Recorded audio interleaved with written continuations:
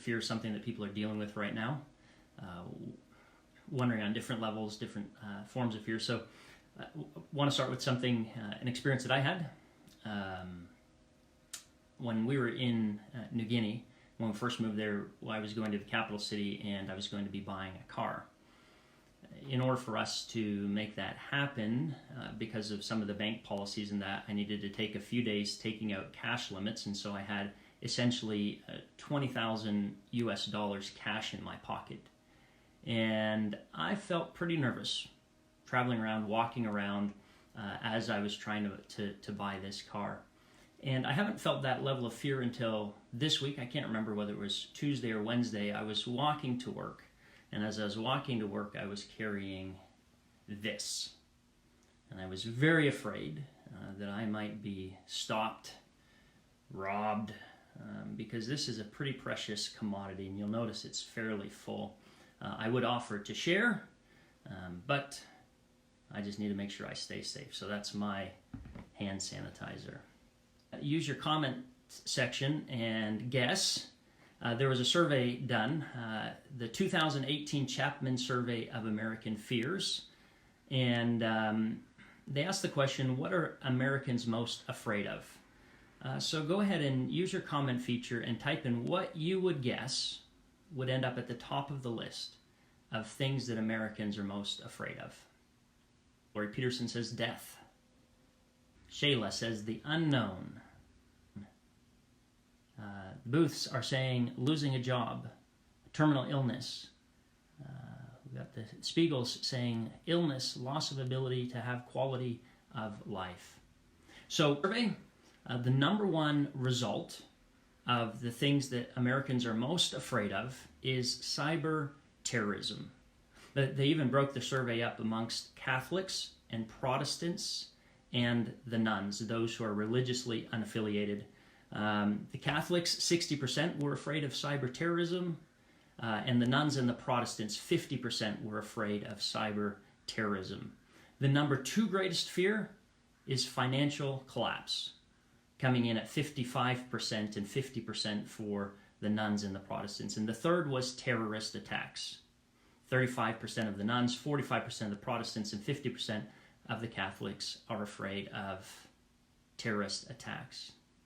See, it's interesting as we talk about fear, one of the things that we realize is that as Christians, we are told not to be afraid. But the irony is that there are certain things that we fear differently.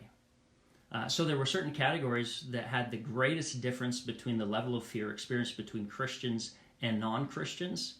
And those four categories, or actually I guess there's five here, was Armageddon, hell, God, demons, and Satan. In each of those categories, the religiously unaffiliated ranked very, very low on those fears, and those with religious views ranked very high.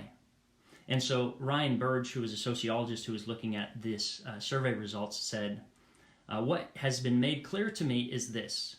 Two people can see the same thing happen, and one can be paralyzed with anxiety, while the other can shrug their shoulders and go about their day.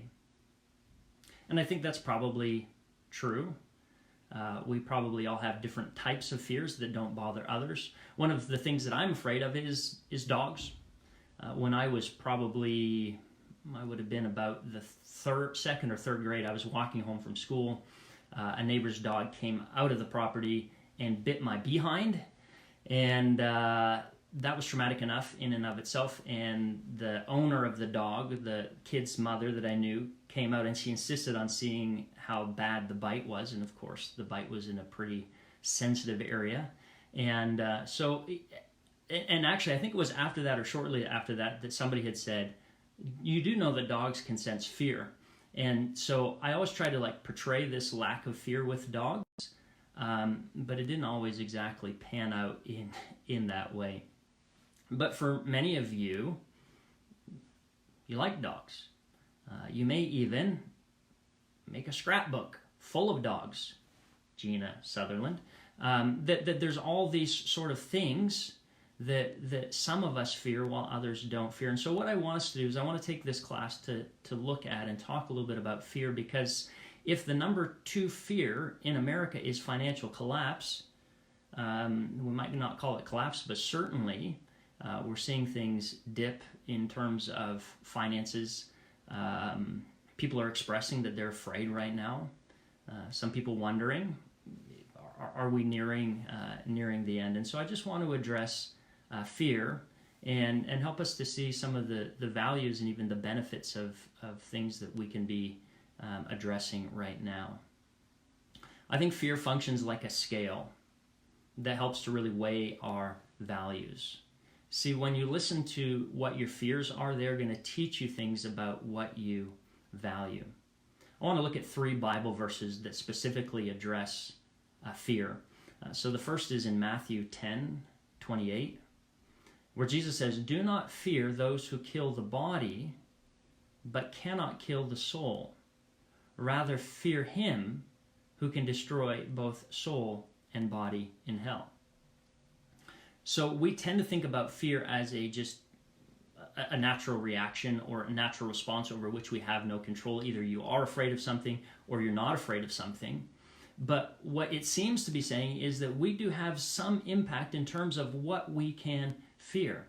The more highly we view God, the more we may fear his thoughts or his views or his assessment of our situation. And like that survey said, the more lowly people view God, the less concerned they are about what God might think or what God might say about the things that they're dealing with. 1 Peter chapter 3, verses 13 through 14. "Now who will harm you if you are eager to do what is good? But even if you do suffer for doing what is right, you are blessed. Do not fear what they fear, and do not be intimidated." So here again, the Bible seems to be indicating that we have a process that we play in fear. Do not fear what they fear.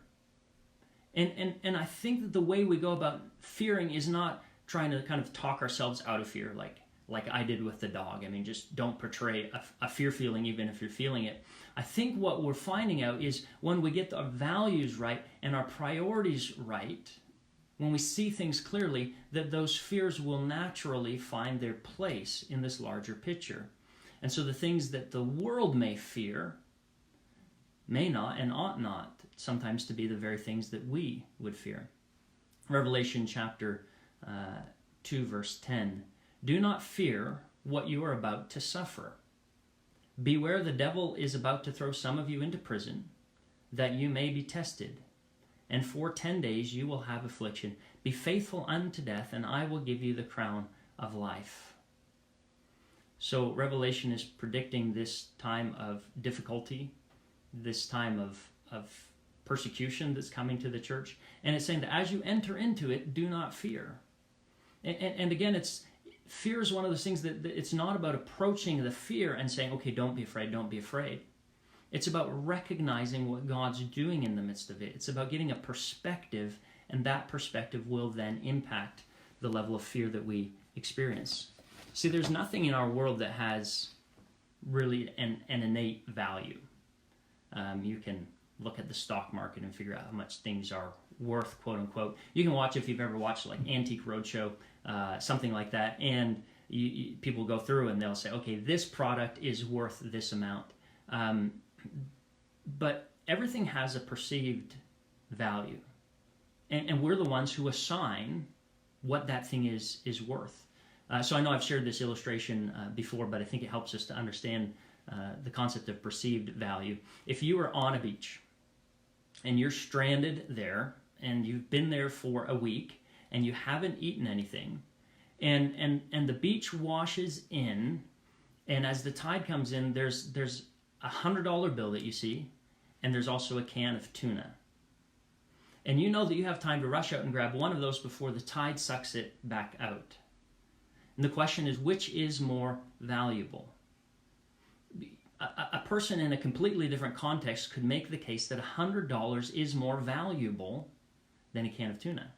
I mean, give me the $100 and I'll go to Winco, assuming Winco has tuna right now, but give me the $100 and I'll go buy more tuna because the $100 is more valuable. But when the context is different and you're on a desert island, then what's that $100 good for? What value does it play? And so what we do in life, whether we know we're doing it or not, is we are constantly assigning values to things. And the very things that we value the most are the things that we fear the most if they were to be lost. Ed Welch says, anytime you love or want something deeply, you will notice fear and anxiety because you might not get them. And to that I would add, and if you do, you might lose them at some point. See, fear comes in when we see this is important to me and this is valuable to me, and if it were taken, it would feel devastating. And so where we find our fears, if we kind of follow that trail, we will also find our values. We'll find our loves. And we'll find those things that we care most deeply about. If you've been listening in on the COVID podcast that we've done, I just published the fifth one this morning. One of the things that I talked about is how a time like this is really a time where it's brought the tide in. And when the tide is low and the waters have receded, it reveals things that you otherwise wouldn't have seen. And I think one of the things that we're finding is as the tide is receding, one of the things that's being revealed is some of the things that we're afraid of, some of the things that we're worried about, some of the things that we're most anxious about. So fear is a window to the soul. And I don't think our job right now is to deny it. I think our job is to embrace and to face and even to acknowledge, this is what I'm afraid of right now. So one of the challenges here as we take this into our prayer lives is, I encourage you to just say that to God. God, I'm afraid of. And whatever it is, just go straight to him with fear, because the irony of fear is the more that we're willing to face it, the more that God then begins to deal with it. But the more we deny it and the more that we hide it, it actually tends to give the fear more power in our lives. So, one of the most frequently, in fact, I think the most frequently repeated command in the Bible is, do not be afraid.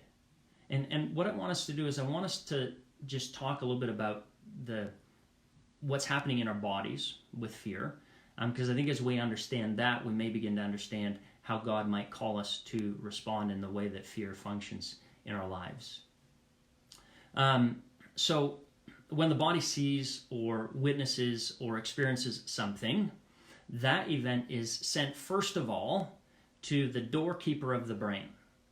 The doorkeeper of the brain is called the amygdala. And so this message about something that was seen or witnessed or experienced goes to the amygdala, and the amygdala is the gatekeeper. And the amygdala decides how that event needs to be processed or not processed.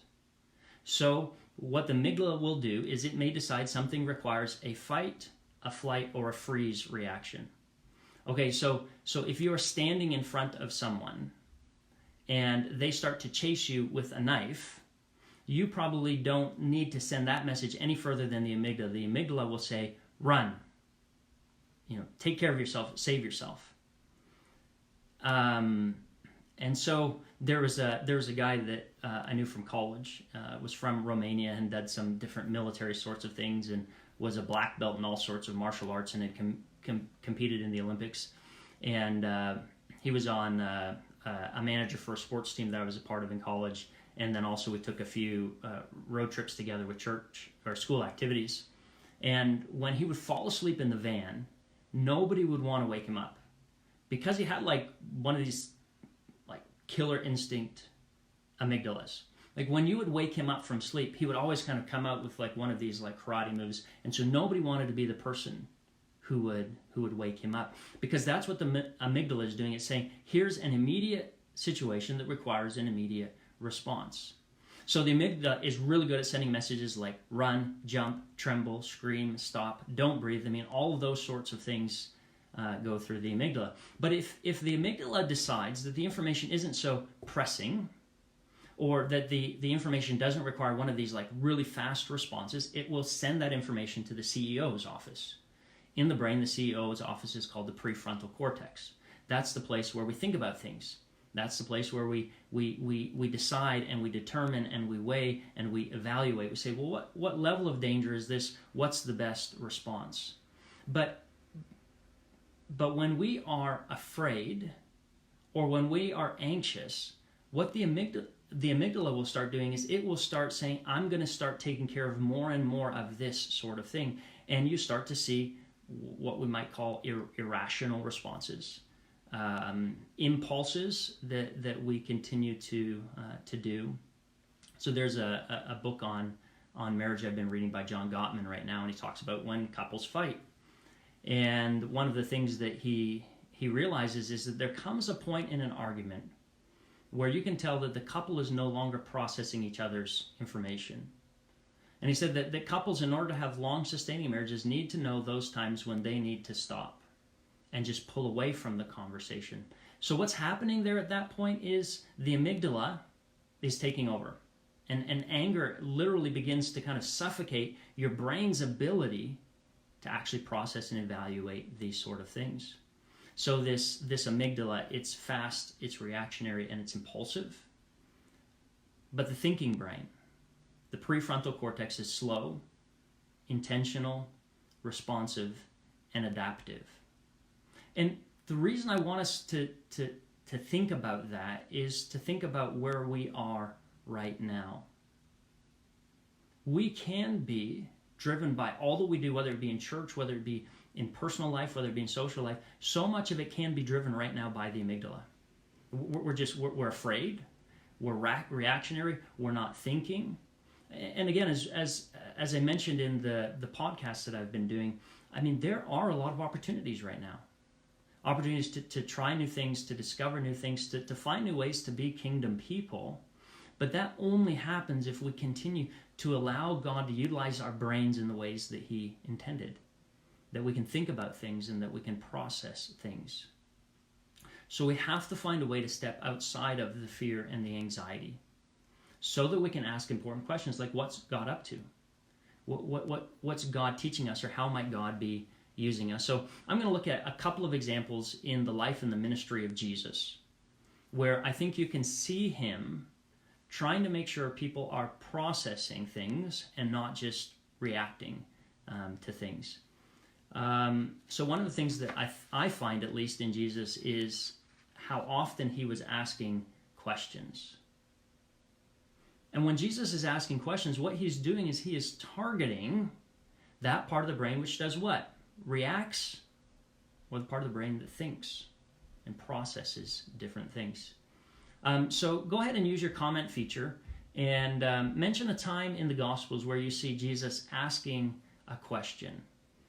You don't need to have a scripture reference if you don't know it off the top of your head, but where is the time, or what is a question that Jesus asked? I feel like I should have elevator music right now as we kind of wait through this awkwardness. A time or an example where Jesus asked a question.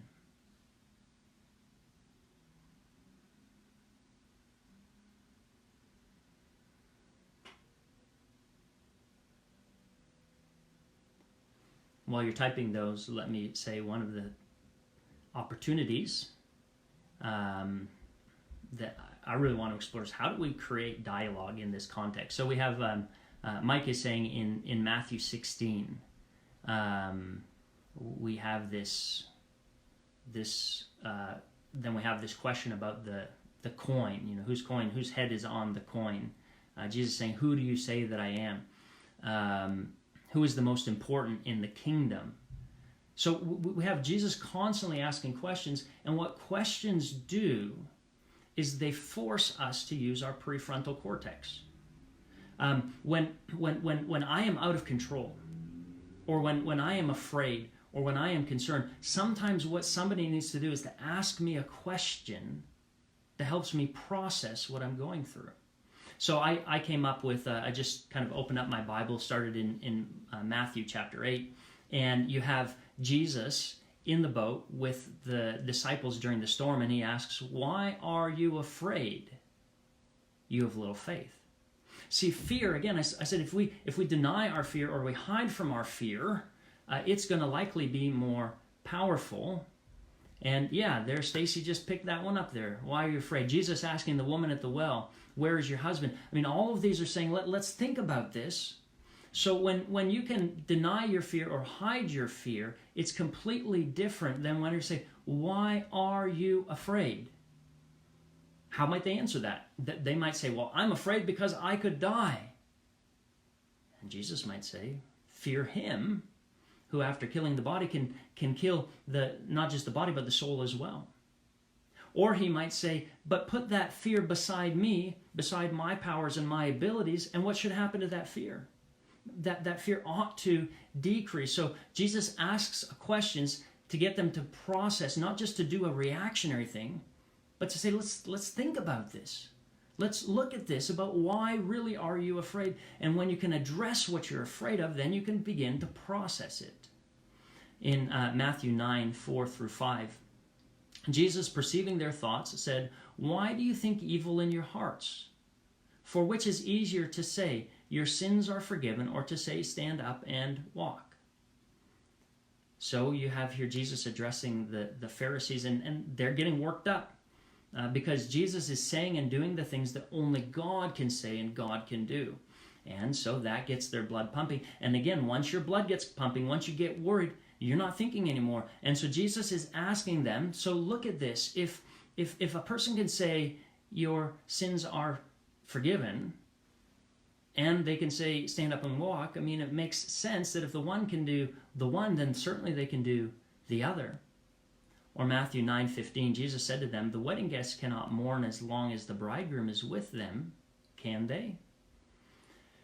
So as I started looking at the context of Jesus' questions, I came up with at least two contexts that they seem to come up, where we seem to find the questions. And the first context is in overwhelming situations.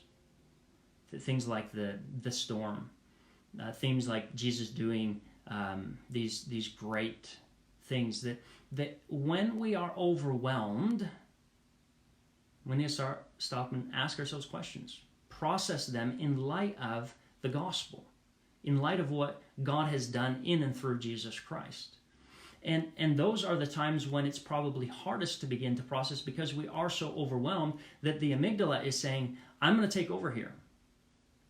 I'm gonna run with all of this, and I'm not sending it up to the CEO's office. And the question's forced to say, the amygdala says, I can't answer that question. It needs to go to the CEO's office. And so it is in contexts where people are overwhelmed. And I think that people are overwhelmed right now.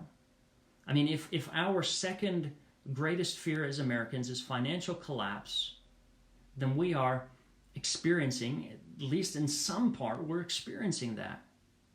So what are we afraid of? What are we worried? So overwhelming situations. And the second time, context where it seems that Jesus is asking questions, we've also had John 16 pointed out and John 11:26. Do you believe this? All again, these questions trying to reorient people to think about their context. But so when they encounter something new, and that's primarily the Pharisees, they're seeing things that Jesus is doing, and they're feeling like, man, I can't go there. This is a new teaching, one with authority. The things that Jesus is saying about God are different than what we've got. And so when we get in a new context, those seem to be times when Jesus is saying, let's ask some questions here. Now, are we in a new context? I certainly feel like I am. Instead of standing up or sitting in front of a group of people, I'm looking at an iPad. That creates anxiety for me. Before we got into this class, I'm feeling more nervous than I usually do because it's different. It's something new. And so when we encounter something new, we can feel the amygdala trying to pull for attention to say, let me do this. Fight, flight, or freeze. But then Jesus says, well, let's think about this. Are there possibilities? Are there newness? So let me ask you, what are some things in our new context that you think are creating fears or anxieties for people? So go ahead and use your comment feature and let us know, what do you think? This might be true of you, or it might be true of people you know, but what are things that people are either afraid of or anxious about in this new situation and context that we find ourselves? Okay, afraid of the economy. Yeah, what's going to happen to the stock market? What's going to happen to my job? What's going to happen to my paycheck? Yeah, not having enough food. We rely on a very single supply chain, which is called a grocery store. Not many of us have options beyond that. Toilet paper, our health. These are all new frontiers that we're facing that create fear and anxiety. What other things do you think are creating fear and anxiety for people? One's health, catching the virus, losing a job, loneliness, that we're going to be socially stagnant for a long time, that this could go on for a while. What does that look like when you can't connect to people and have faces? So we are in a period of newness. Yeah, not being able to breathe. Yeah. If this impacts me in this way, I know what that experience could be like. And so in this new situation, I think that there's this fear, there's this anxiety, not being able to work for a long time. Hey, I mean, that's one thing I've been thankful for this week. My job naturally spends a lot of its time self-isolated. I have an office where I am, and there's only 3 of us in this large building. But it would be really hard for me not to be able to work. And so we have these new settings and these new situations that create fear and that create anxiety. And I just imagine that if Jesus were here, he would be asking us questions to help frame it, to help put it in perspective, to help encourage us to continue to use the gifts that people have. Elizabeth saying not being able to see people, friendship, relationship. I mean, all of those things are very important to us. So my question is then is government, their reactions and how that might affect or limit our freedoms. And so, but what would it look like for us to enter into this newness while thinking and processing, weighing, exploring, attempting new things? See, at least for now, we are in a new reality. Somebody was mentioning the other day that this may be like September 11th for another generation, saying, I'll always remember the COVID-19 outbreak and the ways that that's changed and impacted us as a people or as a culture. But are there parts of this that we might be able to embrace? That we might be able to say, there could be a new opportunity and a new possibility here in the middle of this. I was thinking about how several, in case you don't know this is important to know, a lot of ministers around are really nervous this morning. Because for the first time, they're going to get in front of an audience of nothing, or 1 or 2 or 3, and they're going to preach the Word of God. And they're afraid it's going to be inauthentic. They're afraid that they're going to really just struggle to even preach. I saw a meme that had a guy pouring down in sweat, and it said essentially, this is, everyone else says, let's go live stream, and this is how those in ministry are responding to it. So we are forced to experience new things. But maybe as we experience those new things, we learn tools and resources and skill sets that will serve us well going forward.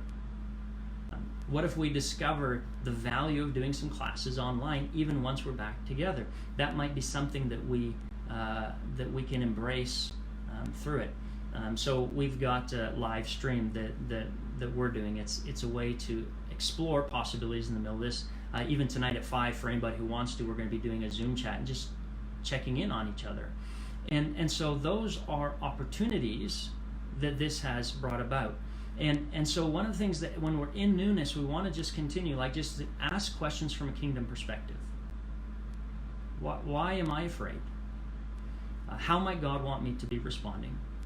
What might God be able to use from this. Some of the times, the things that we think are the most restrictive and the worst things, that when we continue to process through it, we come to find that there are opportunities there. Now, the second thing I want to say about Jesus in terms of dealing with fear and anxiety is that one of the things that Jesus exemplifies for us is the ability to pull away from the pressing and from the immediate. I think Jesus had a very strong sense that his ministry needed to be anchored and grounded in something other than just the day-to-day pressing things. So there's a text in Mark 1, 35 through 39, where it says, "In the morning, while it was still very dark, he got up and went out into a deserted place, and there he prayed." So Jesus intentionally self-isolates, not for health reasons, but for the purpose of prayer. And Simon and his companions hunted for him. Now, the word New Revised says the word hunted. I think some of you are looking for him or seeked him. But in Mark's gospel, that typically is used in a negative context. And the question is, so why are they hunting? Why are they so passionate about finding Jesus? And verse 37 says, when they found him, they said to him, "Everyone is searching for you." So here's the context. Remember, the night before, there were lines of people gathered. Jesus was healing all of the sick and the demon-possessed in the town. So in the morning, Jesus gets up and he goes off to a quiet place, and there he prays. He pulls away from the immediate and from the pressing. Basically, he puts a do not disturb on his cell phone, and he shuts off his news feed, and he goes out and he prays. And the disciples, they wake up and they look out the door and they see the pressing, they see the immediate, they see the lines of people who are trying to get to Jesus, and they go into crisis management mode. We need to find Jesus because Jesus needs to be here addressing this thing now. And so they go hunting for him, trying to track him down. Jesus has gone rogue at the worst possible time. I mean, the video cameras are all queued up. They're ready to go, and Jesus is missing. And so they go out and they find him and they say, "Everyone's searching for you." In other words, we need to go back to where we were, to Capernaum. We need to get back to all those pressing needs and all those pressing concerns. And verse 38 says, Jesus answered, "Let us go on to the neighboring towns, so that I might proclaim the good news there also. For that is what I came to do." And he went throughout Galilee, proclaiming the message of their synagogues and casting out demons. And what I want us to see in this text is that the immediate and the pressing said, give your energy and your attention here. There's lines and lines of people back at the house, and we need to go there. And Jesus, rather than being reactionary, rather than saying, okay, well, this is where the crowds are pulling us to, he says, I've got a purpose. And that purpose isn't determined by the immediate and the pressing. And so I'm going to go on to other towns and do what I came to do. And I think that the only thing that anchored Jesus or allowed Jesus to do that was his time with the Father. His willingness to pull away from the immediate and the pressing and to be aware of what's God doing in the midst of this. And again, using this model, we talked about, reacting with your amygdala or thinking with your prefrontal cortex. Having a relationship with God allows us to put things into perspective, and it gives us directives for moving forward.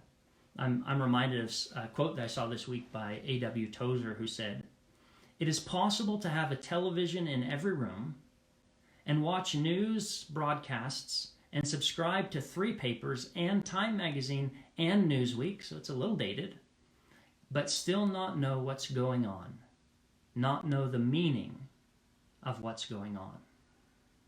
See, if we want to ask the question, what's happening right now? What's God doing right now? We need to look somewhere other than our Facebook pages. We need to look somewhere other than our news feeds.